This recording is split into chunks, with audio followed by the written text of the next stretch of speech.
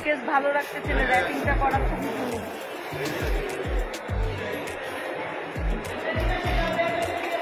Wrapping করতে লাগে 300 টাকা।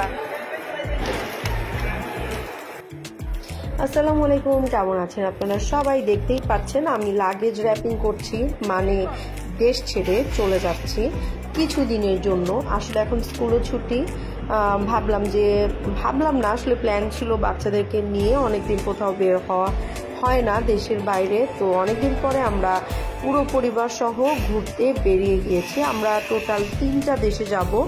অবশ্যই কিন্তু পেজের সাথেই থাকবেন, অনেক ভিডিও কিন্তু আসবে। আর এই যে পাশেই দেখছি, আমরা যেহেতু কোরবানির ঈদের আগে যাচ্ছিলাম, হজের টাইম, অনেক হজ যাত্রীদেরকে দেখলাম, দেখে এত ভালো লাগছিল। মাশাআল্লাহ, ওনাদের হজ যাত্রা যেন ঠিকঠাকভাবে হয় এবং আল্লাহ যেন তাদেরকে কবুল করেন। আর এই দেখেন, আমি আবার একটু ক্যামেরা নিয়ে দাঁড়িয়ে গেলাম।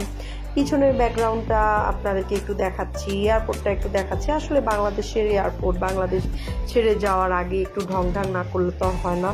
তো সবাই কিন্তু আমার জন্য দাঁড়িয়ে ওয়েট করছিল, আর আমি কিন্তু ক্যামেরা নিয়ে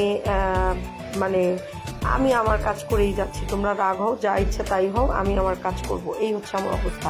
সামনে দেখলাম যে সবাই ইমিগ্রেশনের মধ্যে ঢোকার জন্য হজ যাত্রীরা দাঁড়িয়ে গিয়েছে, অনেক হজ যাত্রী।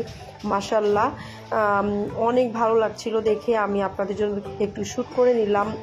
এই হজের ফ্লাইট ছিল, যার কারণে এয়ারপোর্টে প্রচুর ভিড় ছিল। আর আমরা কিন্তু একটু আগেই চলে গিয়েছিলাম, এয়ারপোর্টে যেন কোনো সমস্যা না হয়, কারণ এখন এয়ারপোর্টের রাস্তা তো অনেক জ্যাম থাকে।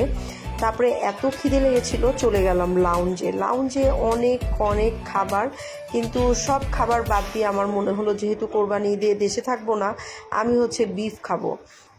খাসি, গরু যা আছে এটাই আমার খেতে হবে, কারণ বাংলাদেশ ছেড়ে যাচ্ছি। কোরবানি ঈদে গোশত খাওয়া না মানে গিয়ে বিশাল একটা লস। তো এখানে ছিল চিকেন বিরিয়ানি নিলাম। আর পরে ওরা একেবারে গরম ভুনা, আমি ওইটা ভিডিও করতে ভুলে গেছি, ভুনা গরুর গোশত দিয়ে গিয়েছিল, এত মজার ছিল। আর আসলে অনেক টায়ার্ড ছিলাম, কোথাও যাওয়ার আগে এত কাজ করতে হয়। আর এই দেখেন, এই গরু গোশতটা এত মজার ছিল।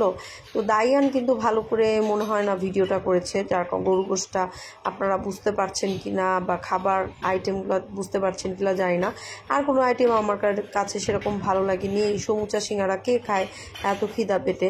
তো আমি বসে গেলাম গিয়ে বিরিয়ানি, গরু গোশত নিয়ে বসে গেলাম খাওয়ার জন্যে। আসলেই অনেক ধকল দিয়েছে আজকে সারাদিন ধরে। এইদিকে পাস্তা ছিল, নুডলস ছিল, সবজি ছিল। সবজি কে খায় বলেন? বেড়াতে এসে কেউ সবজি খায়? তো খাওয়া দাওয়া শেষ করে বেরিয়ে গেলাম। প্লেন দাঁড়িয়ে আছে, তো প্লেনে এখন উঠতে হবে। অন্য কোনো এক দেশে নতুন ভিডিও নিয়ে আবার আপনাদের সামনে হাজির হব।